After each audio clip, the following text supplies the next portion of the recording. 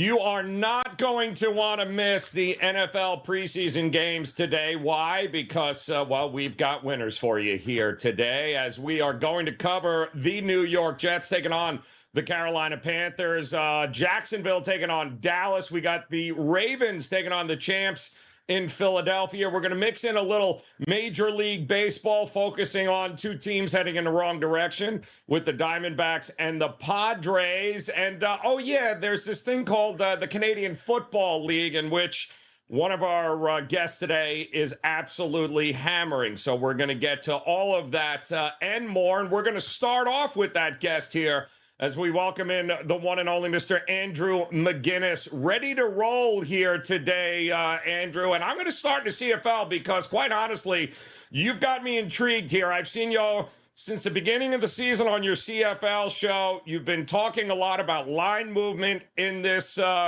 league here. You've been crushing it. I know you got a 5% best bet tonight. You want to focus on Toronto, the Argos here, but talk to us about the line movement and tell me what you're looking at in this one tonight. It's unbelievable, Joe, and I think a lot of this line movement is due to all the injuries that's happened so far. You know, sometimes in the NFL, you can actually look to bet on a team that has dealt with an injury because of the change in point spread. You're going to get more points, or it's going to be a cheaper number as far as the favorite's concerned. But this price has been so absurd with the Toronto Argonauts. They open up at -10. Then they're worried about Chad Kelly not playing. They go down to -4.5. Then when it looks like he will play, they go to -7.5. And here we are coming full circle. The number is back to where it started again at -10 for this very Argos team.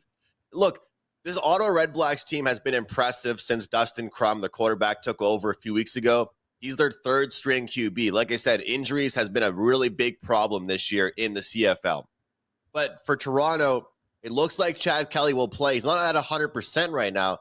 They have two of the best running backs in the league, the best running back combo in the league with A.J. Ouellette and Andrew Harris. And I think the Redblacks, they have a pretty simplified offense as well, and teams are starting to figure out Dustin Crum. So not only has the point spread gone up throughout the week with the update with injuries, but so is the total. So I expect to see a lower scoring game than most Argonaut games this weekend due to that Chad Kelly injury, due to the ability of Toronto running the ball and having success with that over the past few weeks, and Ottawa struggling against the run. You know, we've seen Ottawa go deep and make some big plays, but overall, their offense is very simple, and sometimes they do take a while to drive the field. This is now the highest total of the week as it's moved on and progressed throughout the week. So, Joe, as we all know, sometimes in college, NFL, Canadian football, you want to fire right at these openers. You want to place your bet the second you see an opener. But this has been one of those ones for me where I've waited all week long for this injury update to get the highest total possible so that I can go under. So I'm going to go under in the Argonauts and Redblacks game, CFL Week 10. Actionable info, Andrew. That's what we love, and that's what you guys get. And if you love actionable info and breakdowns here, go ahead, hit that subscribe, hit that like button for us here. We got nothing but that kind of information happening here on WagerTalk TV. And Andrew, before we dive into your NFL preseason game, and I can't wait to hear your breakdown on this, we do have a question coming in here regarding the CFL, and it talks about with all the CFL quarterback injuries going around, where do you turn to your confidence in the wagers on any of it? I mean, any certain angle people should be looking at? Haven't bet it since last week due to the injuries, and they are starting to pile up here, Andrew. So how do you approach this in the CFL? It's very true, Joe. It's unbelievable. Right now, there is just one team of the 9 teams across the Canadian Football League that still has their first string quarterback playing. It's crazy. There's now several teams that have a third string quarterback starting for their team. So it's very rough. But where do you turn? Where do you lean to? I look towards two things.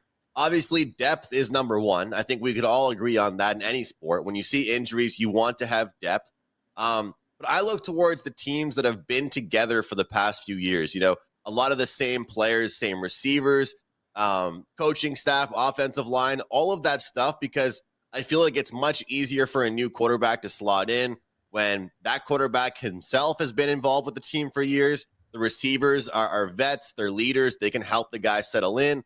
But most importantly, as I just mentioned about the Argonauts, you want to look towards teams that have great run games. Because when a quarterback goes down, you need to be able to have a team. And in the CFL, it's only a 3-down league. The running game could not be more important. Right now in the NFL, there's a huge deal about running backs and them not getting paid enough and the importance of that position. Well, in the CFL, with there only being 3 downs, running game is huge. So I would definitely look towards the depth and be ready for things. Like yesterday, I had Saskatchewan plus the points, Joe.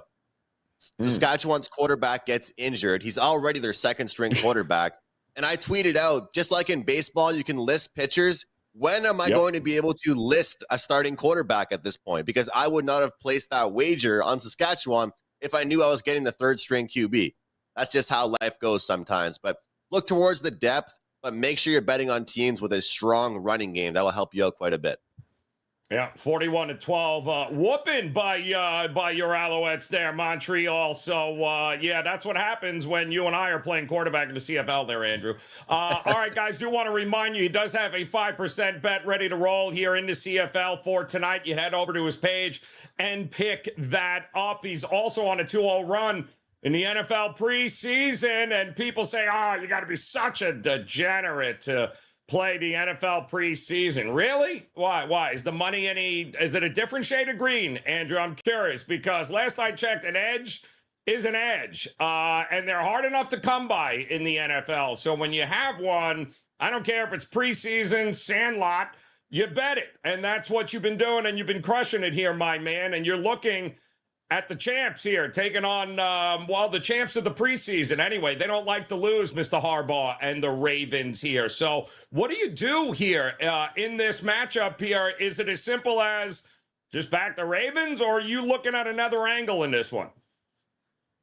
I have to talk about what you said there about, the different shade of green or the money printing differently. We talk about that every Friday on Prop It Up with Matt Josephs and Andy Lang. I mean, when you go to the restaurant and you're taking your partner out for dinner, they don't ask you when you're paying how you made that money. You're just spending the money, whether it's a prop, a CFL wager, an NFL preseason wager, does not matter how you made that money. And Joe, regarding this game, I'm going to look at the total here, but I wanted to mention I'm looking to close out a 2-teamer that I made, Packers and Ravens moneyline parlay. I don't do those very often at WagerTalk.com, but I wanted to take the points out of the picture, so I just decided to combo those teams. The Packers got it done for me. Now it's up to the Ravens to close things out. We all know the Ravens story. Everybody knows. Anybody that's even a recreational every now and then better, I feel like, knows the success of this Ravens team not losing a preseason game since 2015. It's just incredible. And you look at the Eagles, well, not very strong. Nick Sirianni, 1-4 last 5 preseason games. We can go on and on and on about the track records. But here's what I want to mention, Joe. I'm fresh off a winner with the under in the Texans-Patriots game. I had a pretty good read on that, I think. And, it was a successful play on the under. But in this one, we have to ask ourselves, why are the Ravens winning and how are they winning? And I think the answer isn't just winning boring games. They're putting up points. You've got Lamar Jackson. We know what he's capable of. But Huntley is one of the best backups in the league, I'd say, and probably one of the most underrated. He's gotten some accolades, and people talked about him and given him credit. But I still don't think as much as he deserves. And really, you can look at the first half and say, okay, there's going to be some first stringers in there. There's going to be some guys that are going to make big plays. But even in the second half, when they take out some of those key guys at all positions, if you have quarterback depth, it gives the coaching staff confidence to keep some of those big name players in there. And when you've got Jalen Hurts, then you've got a Mariota that's looking to kind of rekindle things and kind of spark his career again and make a difference. Yep. He's going to care about this game. So I like the over in this contest. While everyone's talking about the Ravens, of course, I'm looking to close out that 2-teamer with the Packers, but I don't want to worry about the points today. If the Ravens are so good in the preseason, like we all know, a lot of that has to do with the fact that they score points. They put points up on the board. I like the over in this game. I think the Eagles will be a better team in the preseason this year. There's more things they're going to try, more things and what happen in the offseason for them. But I also think that when these two teams clash together, we're going to see fireworks. A lot of questions regarding this new look offense here, right? Todd Monken in Baltimore. What is it going to look like? Is it going to be air raid? What are we going to get? But here's what we've got, Andrew, and I think it goes a long way here in all sports, right? If it ain't friggin' broke, we ain't fixing it, guys. 19-3-1 against the number in the last 23 consecutive preseason wins. That's what you're dealing with the Ravens. So it's kind of hard to look anywhere except that direction where the culture in Baltimore and Harbaugh is we don't play to lose. And if we play to lose the preseason games, that tends to carry over into the regular season. So if it ain't broke, don't fix it. 2-0 for Andrew so far in the NFL preseason. He likes the total in this one, but don't forget his 5% best bet in the CFL tonight. You can hop over to his page and grab that right now. There is no reason not to make it a profitable Saturday. Andrew, always a pleasure, my man. Best of luck with the bets here today and the rest of the weekend, and we'll talk to you again next week. Thanks so much, Joe. And a reminder for everybody at home, that promo code CFL15 takes $15 off that 5% play tonight.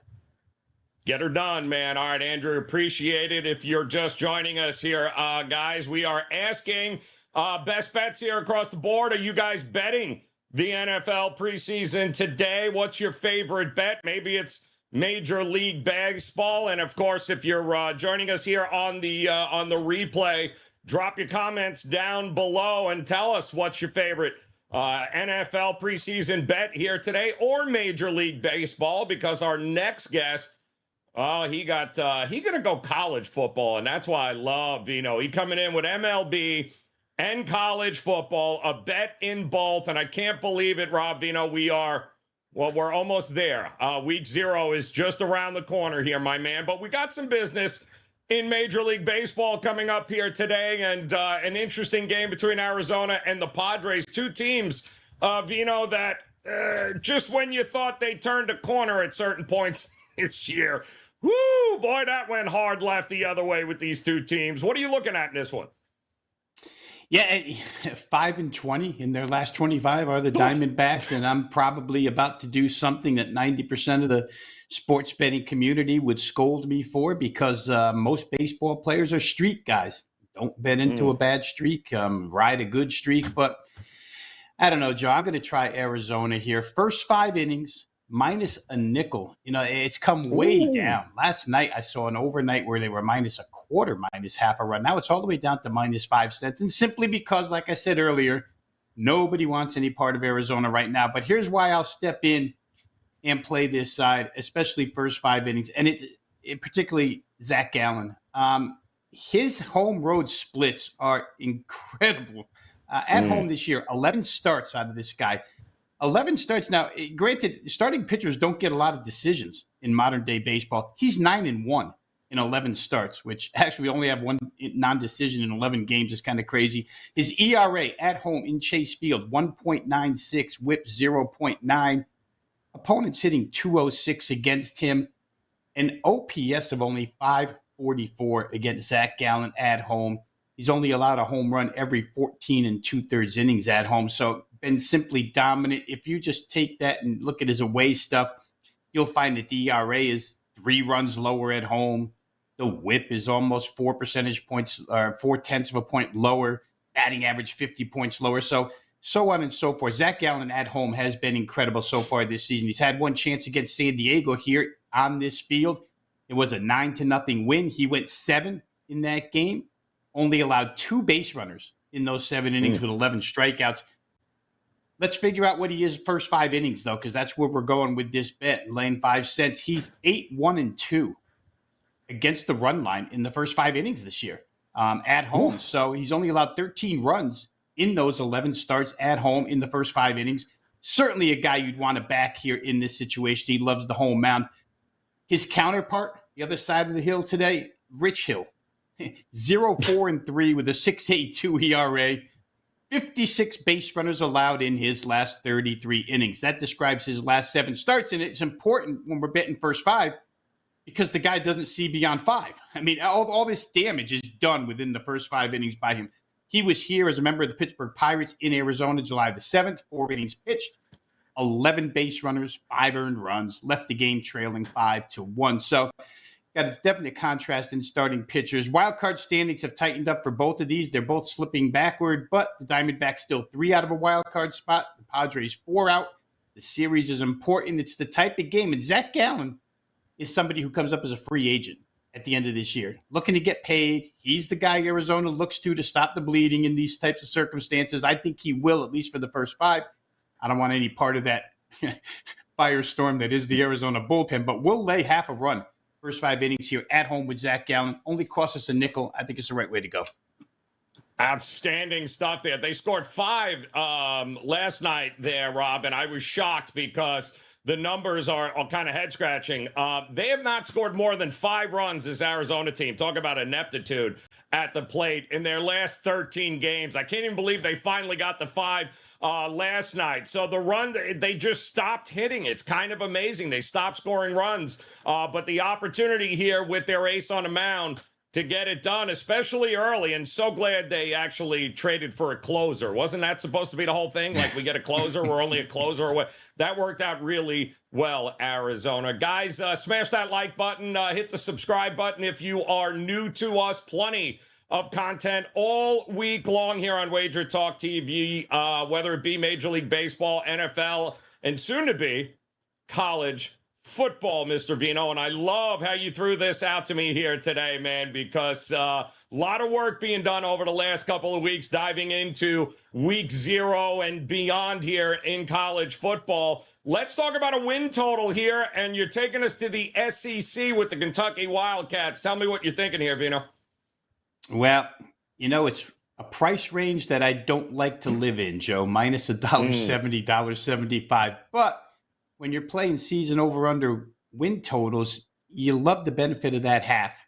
And 6.5 is the number here that I bet over and laid that price with. Feel like Kentucky can get to 7 here for a lot of reasons, obviously. And I'll probably say something that's unpopular right now as well. I feel like Devin Leary at quarterback, the NC State transfer, is an upgrade from Will Levis, to tell you the truth. I don't know what Will Levis actually brought to the table here last year. Devin Leary has been a proven starting quarterback, comes to a better offensive system actually to fit his skill set. He's going to play for Liam Cohen. Liam Cohen, of course, to the Rams, to Kentucky, to the Rams, back to Kentucky, but a guy that can probably get the most out of the dual threat quarterback here. And he's good to go off of the injury last year. This team, we don't necessarily ever associate Kentucky with talented skill players. Wan'Dale Robinson, the wide receiver for the Giants, shows us that when they do get a guy, and he was a transfer from Nebraska, they're usually pretty good. Well, that running back room now is filled.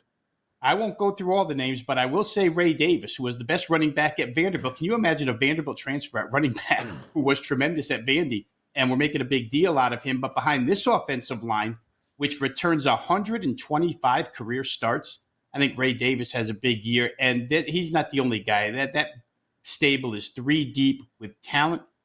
The receiving core, now dangerous at all 3 levels. They hit the portal pretty hard, Joe, and got some big-time guys. And they had one come over that was brought with the previous coach. So the way I break it down here, the offense is going to be more explosive than I think what we've seen out of Kentucky in a while. They only have 5 returning starters on defense. However, Mark Stoops and defense are synonymous. And the last 2 years, they've only had 5 guys back. And they've been tremendous. With only 5 returning starters last year, they allowed 19.2 points per game and 21.2 the year before. So if you're allowing less than 22 with only 5 returning starters, you can do it again. The total yardage numbers were real good too, 340 or less.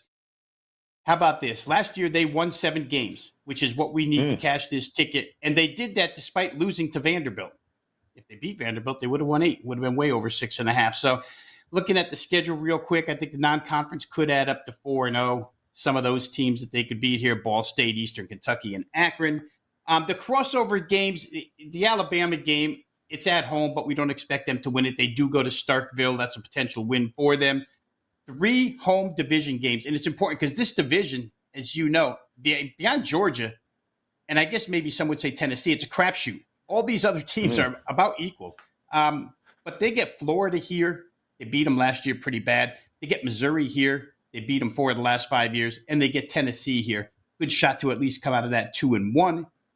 The division on the road, going to go to Vandy in a revenge spot, going to go to South Carolina, potential to win there. Those teams are about equal. So I kind of think that when you add all those up, well, not that I kind of think, but if you do the math on those, you're going to wind up with 7 or 8. Over 6.5 is the way I played it, Joe. Again, I don't like to lay that big of a price, but I just feel like any way you shape it, unless Kentucky suffers a severe amount of cluster injury, they should get to 7. Mark Stoops seems to do it every year. Why not back a coach who's got that track record? I agree. Listen, I think Devin Leary was a giant score for them in the transfer portal, Vino, and I love the fact that 82% of the offensive line snaps from a year ago are all returning. So they're going to be able to run the ball again, which we know how important that is in the SEC. I'm with you. That final game, I think, against Louisville could be real interesting because it might be for that. It might be for cashing that ticket, Vino, to get us up and over 6.5. Absolutely love that. And guys, drop us in the comments. Love to know exactly which college football win total you're looking at this year. Which team are you betting over? Which team are you betting under? Drop us a comment. While I believe we do have a college football question for us here, Vito, from the chat room, and appreciate you guys taking the time to hang with us here today. It says line is 10.5 for the Crimson Tide this year. Is this line overvalued based on past performances and by simply being Bama, or do you think it's they should be rightfully favored in the SEC West? Because Vino, Bama is Bama. It's a great question and a great point by Ghosted, but are we getting in front of Nick Saban now? Is this the year to do it? It's a great question because it's kind of correct on all levels, right? They are overall overvalued based on past performances and simply being Bama. However, they should be favored to win the West, right? The problem is, Joe, that SEC West is so crowded right now. Brian Kelly made strides I don't think anybody thought he would make right away at LSU. Lane Kiffin actually crushed the transfer portal himself. They're going to be much better. A&M and Jimbo off of the horrible year last year, they've got something to prove, and their recruiting classes were great. So it could be hard to get to 11-1 for the Alabama Crimson Tide. I think 10-2 is probably more in line. They have the quarterback question, right? We should never doubt it because they recruited. I think that, there were some questions around Bryce Young, and he turned out to be Bryce Young. So you never want to doubt what they have for talent. But again, working new people in, always losing coordinators, always different guys calling plays. I would say I would try under 10.5. I would think more 10-2 than 11-1. It's interesting, too, because Saban just said, he came out and said the new young offensive coordinator there, Tommy Rees, coming from Notre Dame, he blowing a lot of smoke towards him, man, talking about one of the brightest young guys that he has seen in the business in a long, long time. So Saban is enamored, but we all know how that'll work right up until all of a sudden, you call the most stupidest play in the world, and Saban has an aneurysm on the sideline there. I do think we got one MLB question. And again, guys, if you're joining us live here, you do have a question in the chat room. Go ahead, just drop a Q in front of it so we know you've got a question and you're not just ripping us to shreds here. Let's go to the bank here, Vino. Bigger disappointment, Padres, Mets, or the Yankees? Good God, can I go yes to all of them? He added the Yanks, though, but I know. Yeah, appreciate that to the bank, because it's I'm busting out in hives right now just reading this. But can I put yes to all of them, Vino? Who's a bigger disappointment to you? I think it's probably the Mets. Just the way Steve Cohen sold everybody off for prospects that he's only going to turn around and package to get other veteran players in December. So, yeah, the Mets situation has been horrible, Joe. At least San Diego can claim they're still in the wild card race, even though they wildly overspent for what they're getting in the win column. And the Yankees, it's still a winning team. It's in a rough division, but they're not living up to Yankee expectations. So I would say the Mets. The Mets spent a lot of money. Scherzer and Verlander now out the door, DeGrom out the door, the whole shooting match out the door. So I'd have to go with Mets. Yeah. You know what all three of those teams have in common to the bank? Yeah. They all opened the checkbook and overpaid for just about everybody on the damn team. At least the Mets had an exit strategy, and they're like, all right, this ain't working. Everybody get the hell. Don't let the door hit you on the ass on the way out. Like, at least they figured it out. Good for you, Cohen. Guys, don't forget, Rob Veno, best bets are available right now at his page at WagerTalk.com. A little MLB play coming up today, a little college football win total. We do have a couple of preseason games coming up we're going to break down for you here. Veno, always a pleasure, man. Enjoy the rest of the weekend. We'll talk to you again soon, man. Good luck with those plays. Thanks for having me, Joe. Have a good weekend. You too, my man. All right, guys, don't forget, hit that like button, hit that subscribe button. Plenty of great content all week long here. If you are looking, cash a few tickets, maybe some questions, we are absolutely doing our best to provide you that content all week long here at Wager Talk TV. Hit that like button, hit the subscribe button, and I guess that's it, right? We can wrap up the show now. I mean, nothing else important to... Oh, Bryan Power's here. Bryan Power in the house. Always a pleasure. Not sure why anybody left that door open, but apparently anybody will walk through. Nice to see you, Mr. Power. Always a pleasure, my man. How you good? You're looking chipper today. Yes, Joe, I'm sure you've missed me half as much as I've missed you over these summer months, buddy. It just hasn't been the same, being on the air, not being on the airwaves with you. This is going to be the best part of the weekend, isn't it, buddy? I know, especially yours. Yeah. No, hey, listen, if his microphone happens to go dead, not my fault, guys. All right, so let's dive in. We got plenty of NFL preseason action here, week one kicking off. And you've got two games here that you circled for us, and I'm very interested in this first one here with the New York Jets taking on the Carolina Panthers. A Carolina Panthers with a new quarterback, a new coach, and it looks like we might see Mr. Bryce Young a little bit here today for some series. What are you looking at in this matchup for us, bro? Okay, Joe, so there's the old adage that a team with the game under its belt has an edge in the preseason, right? Well, that didn't play out for the Browns last night, did it? Now, I thought the Browns played better than the Commanders, but they were on the wrong side of the scoreboard, and that's all we care about here, right? Now, there wasn't a lot to hang your hat on in the Hall of Fame game with the team the Browns beat, the Jets, who we're going to talk about here. The Jets did very little offensively in that game outside of that one big pass Zach Wilson had down the sideline. I cashed the over in that game. That was the first two winners we have in the preseason. But the Jets were pretty lucky, I thought, to hang around and even get to 16 points. 3 of those 4 scoring drives, Joe, were 30 yards or less. The offense averaged only 2.3 yards per carry in the run game. They benefited from a missed Browns field goal on that opening drive. Browns turned it over twice. So that's why, Cleveland didn't take the lead for good until the end. The Browns had a 23-9 edge in first downs, 346 to 188 total yards. So they really deserved to win that game. And also coming into game number 2 now, the Jets have one less quarterback with Streveler on the IR. So it's just Wilson and Tim Boyle, who I think is just there because Aaron Rodgers wants a friend. The Jets did not score at all in the second half. So that's, if you're liking the Panthers, you probably like that. And another old adage, Joe, is first-year coaches in their first home game, right? They want to establish a culture. It's a reason to be motivated. You want to win in front of the fans. You want to get that support. And that's what we've got here with Frank Reich, as you mentioned, the new coach of the Panthers. We got the rookie quarterback, Bryce Young, Matt Corral backing him up. What can both of those guys do? Move.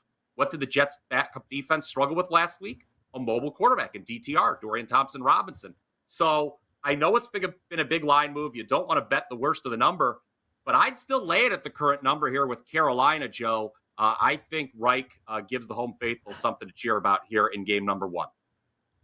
Yeah, Frank Reich been very vocal all week long about, hey, Bryce Young, and I love what he did, right? It's Bryce Young's team, guys. He's our quarterback, and we got to get him some reps, and there's really no hiding it, which I think I love about Frank Reich. Right guy at the right place here, but it's going to be interesting to see if the Jets can run the ball here today, because they couldn't, to your point, against Cleveland. So that might be the focus of what we're going to get in this one. Total might actually come into play as well in this one. All right, Brian, let's move on to another preseason game here that you're looking at before we get to some of the questions. And boy, oh boy, is it too early just to say the AFC South champions are taking on the Dallas Cowboys, or am I being too presumptuous there with crowning Jacksonville already? It's interesting how they're being priced considering where they were 2 years ago and where Tennessee was 2 years ago, right? I think that's going to be a closer race than some people think. But for this game, look, it's another one where we've seen a pretty decent line move, and it's a line move I agree with. Word is out of camp, the Cowboys offense has not looked good, and that isn't really all that surprising to me because our old friend Mike McCarthy is calling plays. Who among us has not bet on a Mike McCarthy coach team and then cursed that decision in the fourth quarter where he's standing there looking confused and you're like, my God, what have I done?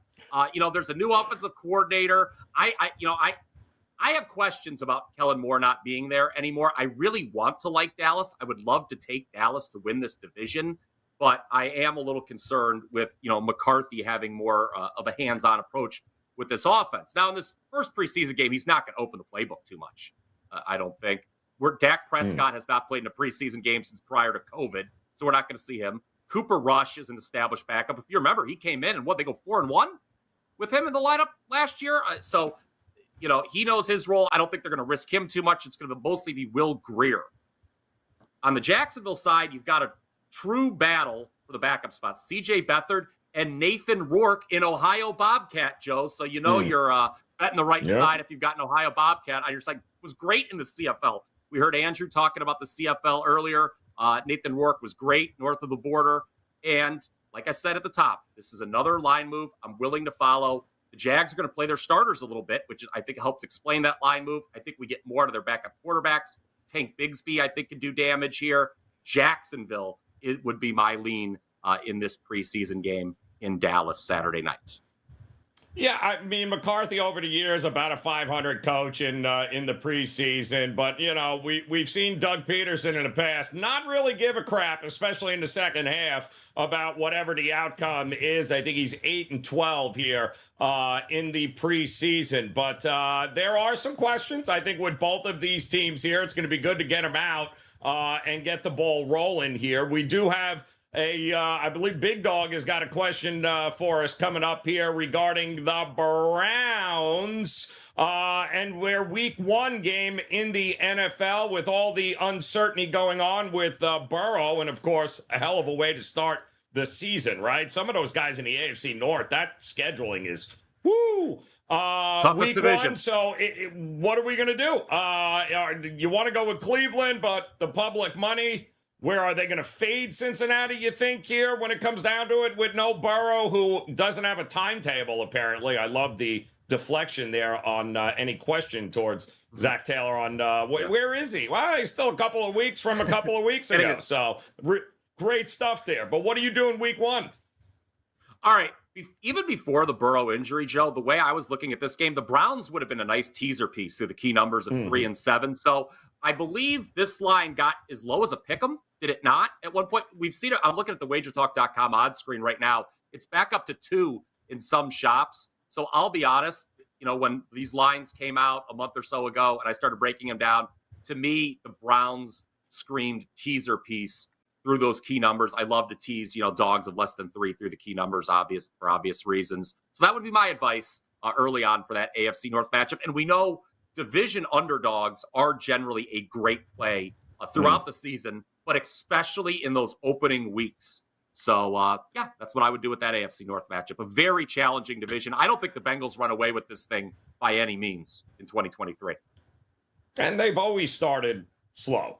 So, especially with Burrow. Now that Burrow's not there, they're a team I'm going to bet all year in the second half because Anarumo is an absolute monster as a defensive coordinator. Whatever you did well in the first half, you better have a plan B because he's shutting that down in the second half. They have been absolutely phenomenal, but they also start really, really slow. And I love a coach with his back up against the wall like Stefanski, who needs to show a little something here early on. Otherwise, we're sticking a fork in them rather quickly.